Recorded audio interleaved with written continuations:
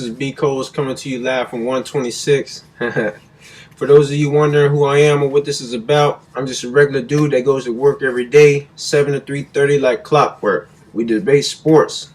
By the time we get home to watch ESPN, they sitting there saying the same stuff. And I always ask my homeboys, what makes their opinion better than ours? Nothing. They just get paid for it. I mean, not hating or throwing any shade towards the profession, but I feel we could do the same thing. So instead of talking about it all the time, I decided to do something about it. So that's what it is. Me and my homeboys, we're going to be hitting you with the hot topics, the debates. I'm going to have some live interviews for you, and also face-off. Face-off is a series of trivia questions, women versus men. It's a battle of the sexes. The ladies, they get 5 questions, and men get 5 questions. Whichever team or person answered the most out of the 5 questions wins the game. I'm looking forward to seeing my homeboys chime in via OVO. Also, if you care to share your 2 cents or get in on Face-Off or just want to show the boys some love, you can hit me up on Twitter at 1BColes. Alright, we're going to take a break right quick. When we come back, I'm going to hit you with the live interview from one of the newest members of the Pittsburgh Steelers. I want to introduce to y'all one of my good friends, one of the newest members of the Pittsburgh Steelers, Tone Clem. What's up, man? How you doing? Now, you know, everything is good. Everything is good. How is everything? Everything good, man. Just living life. Alright, before we get started, just want you to tell us a little bit about yourself outside the sports world. Some things you like to do, some things you love to do outside of sports. Well, first off, I'm a son, a brother, an uncle. So, I'm real tied into my family. I like to spend a lot of time with my family. I've been gone for so long from Pittsburgh, the Pittsburgh area, that now I got a chance to be home. I like to spend most of my time with them if I'm not working out, I'm not doing sports. But when I'm not with my family, man, I like to chop it up with my boys. I'm real social on social networks, you know what I'm saying? Real creative. I like to write. I like to go watch movies. I like to shop, and just kick it. Not really a big party. I don't really like to go out and stuff like that. But, I got more of a laid-back feel to me, Yeah, that's what's up. Let them know your Twitter name so they can follow you. Oh, that's Tone, Tone _ Clem, Clem 717, and I do got the blue check, so that's the one and only. That's what's up. Yeah. So when did you first get started with football? When did you feel that you really had a chance to do something with it? Man, my mom always, that's the funny thing, my mom always tells me stories about, and there's photos about when I was young, maybe 3 years old, 4 years old, in the yard. I forced her to buy me shoulder pads, because my brother was playing football and playing Little League, and I always wanted to play. And I told her one day, she said I was like 3 going on 4 years old. I'm watching the Steelers play, and I told her, I said, Mom, one day I'm going to be a professional football player.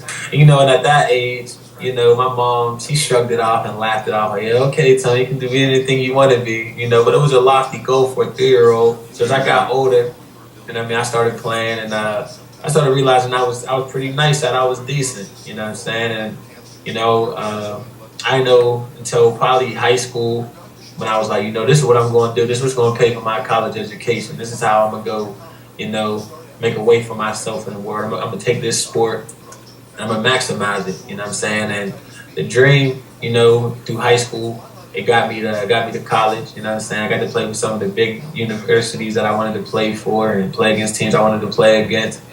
And to be real honest, when I was like, I want to say sophomore in college, I was like, man, I think I got the skills level to play this on a professional level. So that's when I started taking it a lot more serious and, starting to watch the game and develop my game to the level and to the potential I needed to be where I'm at now. So, I would say sophomore in college when I was like, I'm going to go ahead and take this more serious than I ever had. All right. That's what's up. Who was some of your biggest influences growing up? Who you look up to? Stuff like that. Everybody got their heroes on Sunday or Saturday, but, and that's good. I had them as well, but, my influences were more reachable people I could reach out and touch. Being a Pittsburgh area kid, I looked up to the Cecil Howards. To my brother Wes Clemons he was a dog when he was in high school.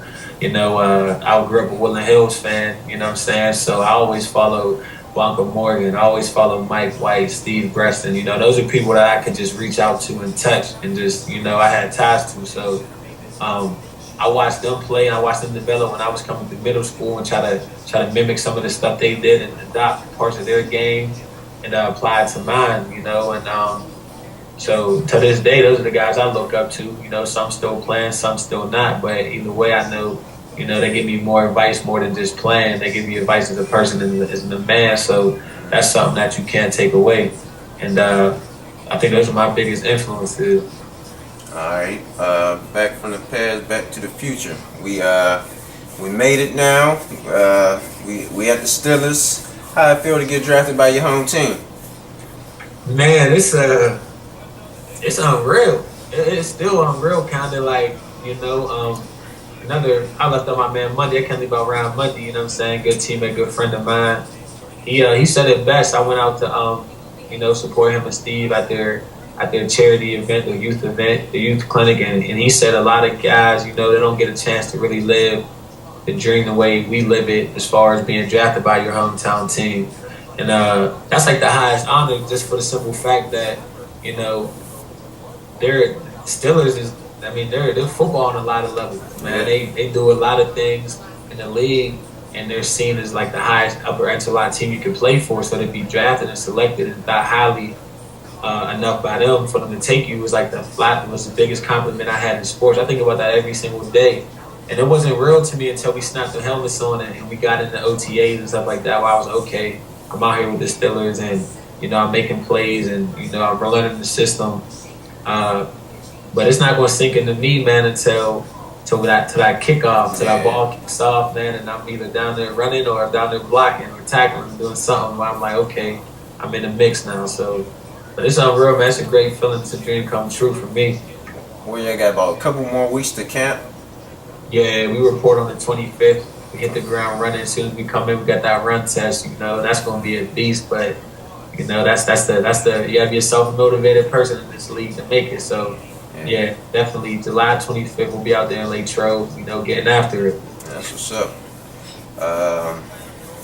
That's about it for the football questions. Like I say, I know you real active on the social networks. I know you're gonna have to be in the playbook for a minute, but after the season, are we ever going to see a new emergence of Tone Clem TV? Yo, Tone Clem TV is never going away, man. We're here. We love, what I'm saying? You know me, man. I know you, and I love what you're doing with this show. So when you asked me to be a part of it, I was definitely up my alley, man. Because I love doing skits and making people laugh and just showing personality. You know what I mean? And we're gonna have to get something together with your show, Tone Clem TV, and the Phantom Project, man. Because those three conglomerates right there could just be legendary, man. So after the season, Tone Clem TV is definitely gonna be back. But until then, you know what I mean? Like you said, I'm in that playbook. I'm gonna fall back off the social networks, when I'm at work. But yeah, man, Tone Clem TV, episode 3, man. Season 3 gotta come back, and I need new players in the game, man. So we can definitely do that. Yeah, man, I gotta get with S Phantom, man. I gotta call people for people to call people to call him. So that's the Phantom, man. That's why I got that. He's the hardest man to get a hold of. Like he's there, but you can never get a hold. You can never get out to him. You can never reach him, man. That's why he's the Phantom. But we definitely gotta link up and do something. And I gotta mess with the S Phantom. I know he's gonna watch this. You know what I mean? He gonna find it somewhere. That's what the Phantom does, man. Reach out to us, man. No big timers. You know what I'm saying? I'm in the Reverend right now, but the Phantom ain't here, man. So yeah, man. Yeah. I love you. Much love, though. Shout out to S Phantom. All the way. And I want to thank you again for coming on the show, man. Appreciate it. Much love and much success to you, man. I hope you just hit the ground running, man. Get in that playbook, hit the field, make them plays like I know you can make them. So it's one love, man. I appreciate it, man. Thanks for having me on, man. And stay in touch. I know you far away down there in VA, but Yeah, VA's not that far, it ain't man. that far, man. I wish I could have made that camp. I had to work, but I wanted to go to that camp. A shout out to Preston and Monday football camp too. Yes, definitely, I'm a, definitely. I'm a, Really I'm a good. next year. We're gonna bring the show to the camp. There it is. Yeah, That's off season. off season, baby. Anything else before we leave? Let me see. I think that's it, man. Like I said, I just want to thank you again. All right, I'm gonna take a quick break. When I come back, my homeboy should be chiming in with me. And we're gonna get into the topics.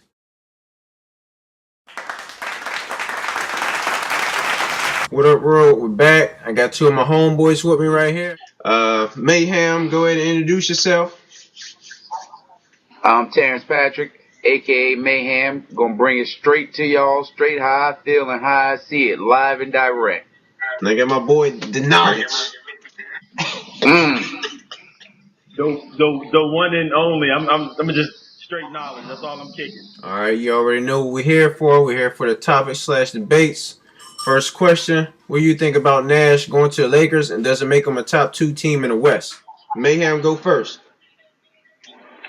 Nash to the Lakers. First off, we know they got a little Kobe Nash.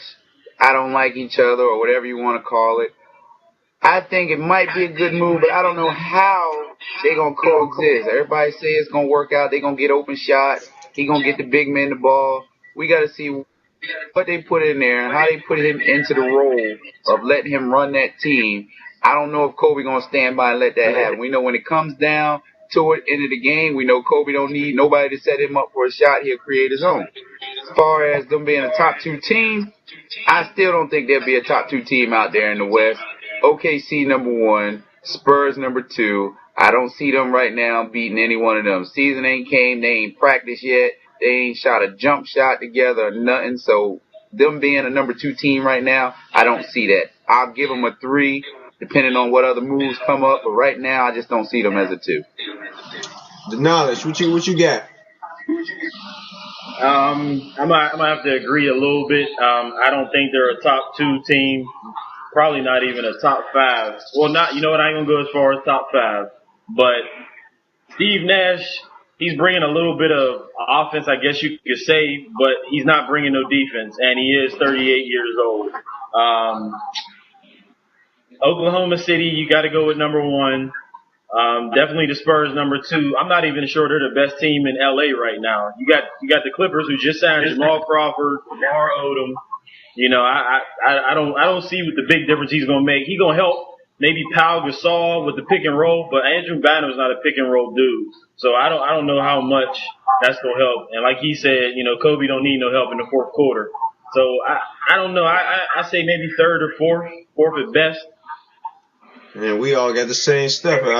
I'm thinking the same thing for as Kobe and Nash. I don't think it's gonna coexist too much. Kobe got ahead of the ball too much. I mean, I understand opening up for everybody, pick and roll and all that. But what's his name? Coach Brown. All he ever had was a superstar. All he wanted to do is have the superstar do whatever he got to do, distribute. But I don't think it's going to happen. He ain't never had a point guard in Cleveland. He ain't never had a point guard in LA. Now that he got a point guard, how it's going to happen? And as far as top 2 teams, I gotta agree with y'all. I got OKC first, Spurs second. I'm thinking Memphis third, and I mean Memphis is getting better, and the Clippers also. Like you said, he got Jamal. They just acquired Jamal Crawford, Odom, and they got DeAndre Jordan up and coming. Chris Paul getting better. He ain't gonna ever slow down. He only 27, 28. He still got a couple more years in his prime. So I guess no debate there. Next question. Does Joe Johnson going to the Nets move them into a top 5 team in the East? Mayhem. Top 5, I'm not going to give them a top 5. I'm thinking they right there on the borderline of 6, maybe fighting for 7. We know with the new deal of him even leaving, it opens up the door for Atlanta to do big things. $90 million going with him. That's a lot for him to do, for Atlanta to do. They got a lot of people that's on the market that they can trade and get better people for. We know Horford will be the main person there. And it's like, I just don't see them being top 5 right now. Once again, we know Boston's going to be in front of them. I like a few moves they made. We know Miami's going to be in front of them. We know Chicago's going to be in front of them. Hibbert stays there. We know Indiana's going to be in front of them. And then you got the Knicks. The Knicks could improve from what they did last year. No stupid moves. And if they just play together, they did get rid of Lynn, which means that opens up for somebody else to come in if they want to bring somebody else in there. But I just don't see them right now a solid top 5. As the season go on, they could maybe get into that role with a loss here or there. Throw my own team in there, Philly. They're not a top 5, young boys, but that's somebody that could knock somebody off and move into one of those spots. The knowledge. I actually am going to disagree. I believe with the acquisition of Joe Johnson, that puts them maybe 3 best, maybe 4. I mean, you gotta. I might give you Indiana, but other than Miami and Chicago, you got to look at the Knicks. I mean, come on, man. We all know Carmelo's not passing the ball. As great as he is, him and Amari Stoudemire can't play together. Then let's see, you got Boston. I don't think they got any better by signing Jason Terry. I mean, he ain't bringing no defense neither. That's sort of something like Steve Nash over in L.A. Let's see, you got the Sixers. I don't even see them making the playoffs. They just lost Lou Williams. He signed in Atlanta. They cut Elton Brand. I mean, I don't know what they doing. Let's see, who else we got? I guess you could throw in Milwaukee. I mean, the East is weak for real. So I don't see why they wouldn't be a top 3 team. You got Darren Williams, Joe Johnson. Honestly, that might be, if not, maybe the second best. That's as far as backcourts. I mean, what point guard, shooting guard combination? I can't name too many better in the league right now. So I'll give them as high as 3rd and maybe 4th behind Indiana. Yeah, I think Joe Johnson a bum. He always been a bum to me. He never shows up. He never shows up during the playoffs. Playoffs come, he's nowhere. He's nowhere to be found.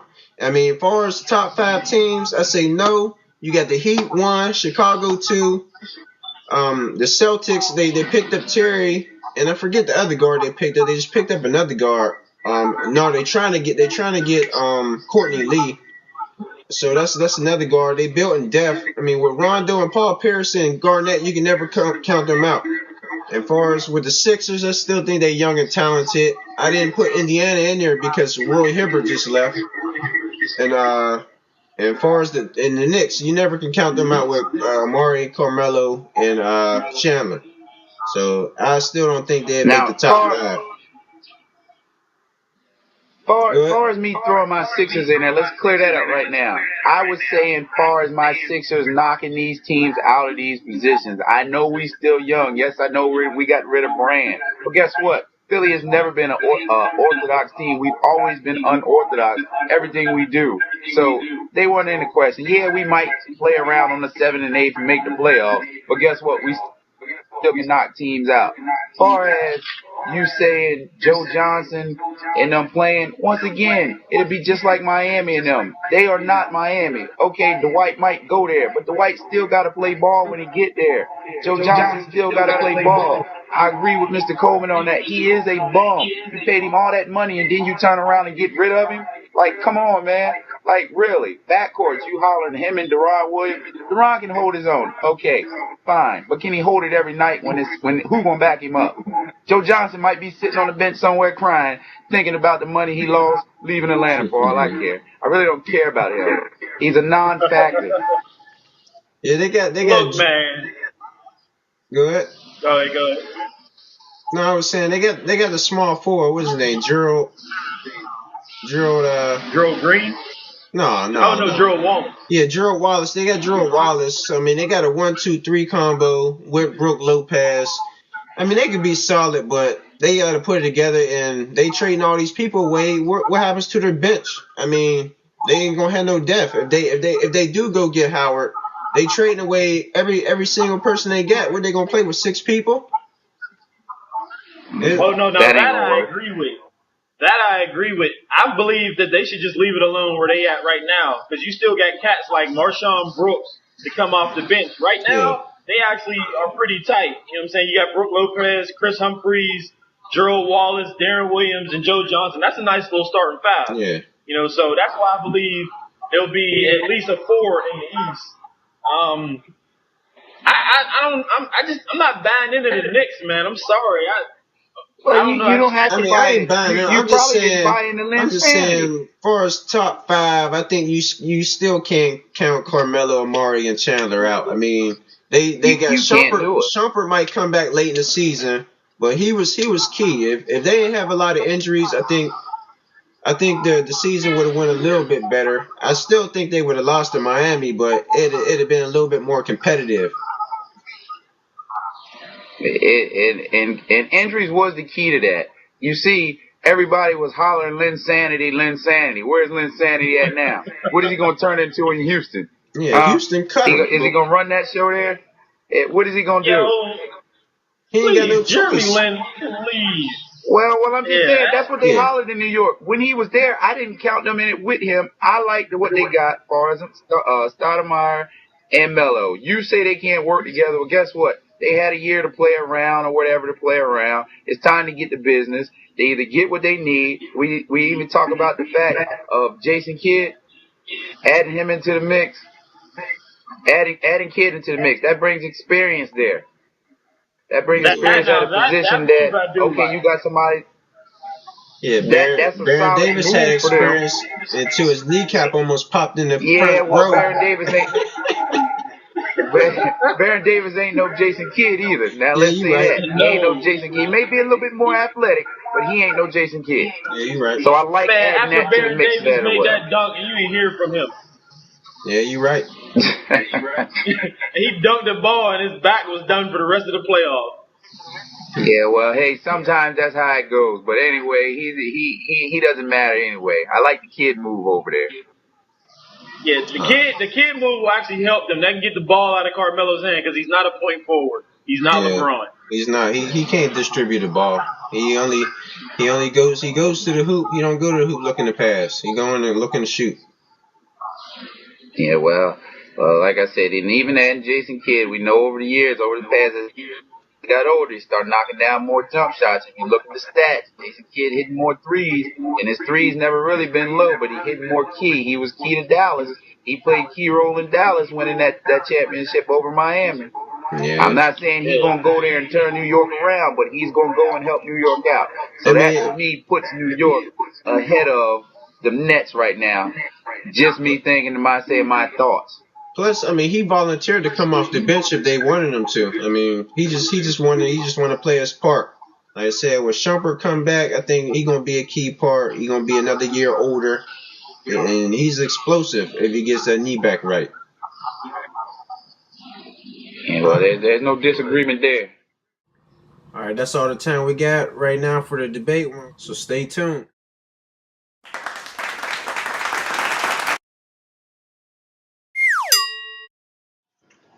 All right, we back. This is Face Off Battle of the Sexes. We're gonna introduce our two ladies. Hey, It's Erica. both of us on the left. Yeah, Erica and Juanita. All right, trivia questions, movies, and music. And ladies gonna get 5 questions. The men gonna get 5 questions. Ladies gonna go first. It was the best of 5 questions. Whoever get the most out of the 5 questions wins the games. In 1997, this is music now. In 1997, this artist dropped the album "Share My World." Mary J. Blige. Number 2. Be quiet. In Harlem Nights, this character was named Sugar Ray. The actor's name? Yeah, you gotta name the actor. Richard Pryor? Number 3. In Menace to Society, this guy, his name was Chauncey. Omar Epps. Wrong. 1995, this artist dropped the album "Me Against the World." Tupac. Last question. In In the movie Life, this character's name was Ray Gibson. Eddie Murphy. Correct. All right, so y'all got Eddie 4 out of Murphy. 5. Yeah. On to Don't the worry about men. how we get our points. Haters. In Haters. 1998, this group dropped the album named Aquemini. Name what? Aquemini. Name. You said the album was named Aquemini. Yes. Hey, I'm I a thought you pass said we on could that one. steal. All right, so Yeah, we ain't gonna answer it yet. So in 1997, this artist dropped the album Super Duper Fly. Hey, would you like to answer that, or would you like me to answer Miss Missy Elliott? All right, correct. 1993, this group dropped the album Coming At You. 93. Hold on, I got you. Are you Googling? The name of the group is Slaney. You need to get up on your music, man. 93. I don't even know if I understood rap yet. In the movie Baby Boy, this character was named Jody. For real? Oh my God. Tyrese. Tyrese. All right. Yes. In the movie Set It Off, this character was named Cleo. Yeah. Booter. The Queen Latifah, the Queen. In 1998, this artist or this group dropped Aquemini. Why can't we get a chance to steal that question they missed? Ain't the way it goes. It's the best. It's the whoever get the most out of 5. All right. Aquemini. Is that a female group? No hints. Aww. A Tribe Called Quest. Wrong. I'm just gonna go with that. 120. It was Outkast. Y'all wanted some shout outs? Yes. I want to thank my partner for holding me down. You know, it was tough, but we got in there. We did the job. You know, girls rule, boys drew. Y'all suck. We won. I want to thank Netflix, Pandora. Yeah. All right, that's it. All right, that's going to bring our show to a close. Make sure you stay tuned in for next week. We're going to have some more topics, more live interviews, and more face-off. All right, men got to redeem themselves next week. All right, get with y'all. One love.